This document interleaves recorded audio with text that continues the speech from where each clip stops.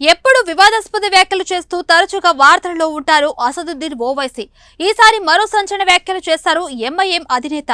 తన పార్టీ కార్యాలయంలో మాట్లాడుతూ ఎవరో అజ్ఞాత వ్యక్తులు తనని చంపుతామని ఫోన్ కాల్స్ చేస్తున్నారని, బెదిరింపుల మెసేజ్లు పెడుతున్నారని అంటున్నారు. గతంలోనూ ఓవైసీ చాలా సందర్భాలతో తనపై హత్యా ప్రయత్నాలు జరుగుతున్నాయని ఆందోళన వ్యక్తం చేయడం గమనార్హం. బీజేపీ దేశవ్యాప్తంగా ముస్లింల మనోభావాలు దెబ్బతీస్తుందని ఆరోపిస్తున్నారు. అసోంలో సీఎం హిమంత బిశ్వ శర్మ బీజేపీకి తొత్తులా వ్యవహరిస్తున్నారని, తర్వాత తరాలుగా వస్తున్న ముస్లిం వివాహ చట్టం రద్దు చేయడం ఏమిటని ప్రశ్నించారు.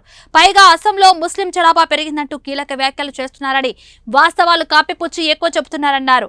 కేవలం 34% ఉన్న ముస్లిం జనాభాను 40% కింద చూపిస్తున్నారని అన్నారు. కేంద్రం తెచ్చిన యూనిఫామ్ సివిల్ కోడ్ కుట్రపూరితమని, మోదీ ప్రభుత్వానికి ముస్లింలపై ఉన్న వ్యతిరేకత చూపిస్తున్న కీలక వ్యాఖ్యలు చేశారు. గతంలో తాను ఎన్నికల ప్రచారానికి యూపీ వెళ్లినప్పుడు తనపై దుండగులు తుపాకులతో కాల్పులు జరిపారని అన్నారు.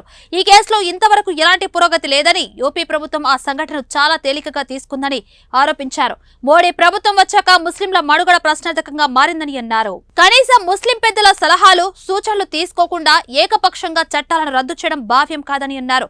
తాను కేవలం ముస్లింల పక్షానే కాదు, దేశవ్యాప్తంగా బలహీన వర్గాలు, దళితుల పక్షాన మాట్లాడుతున్నారని అంటున్నారు. బీజేపీ ప్రభుత్వం ఉన్న రాష్ట్రాల్లో ముస్లింలను బలవంతంగా అణగదొక్కుతున్నారని ఆవేదన వ్యక్తం చేశారు అసదుద్దీన్.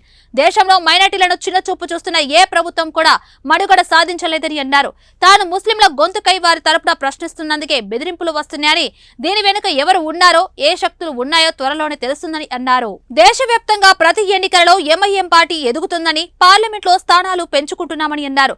తమ ఎదుగుదల చూసి ఓర్వలేక కక్ష సాధింపు చర్యలకు పాల్పడుతున్న బీజేపీకి వచ్చే ఎన్నికల్లో ఓటమి తప్పదని అన్నారు. కొన్ని హిందూ టెర్రరిస్ట్ సంస్థలే తనను బెదిరిస్తున్నాయని, త్వరలోని వాళ్ళ గుట్టు బయటపడుతుందని అసదుద్దీన్ అన్నారు.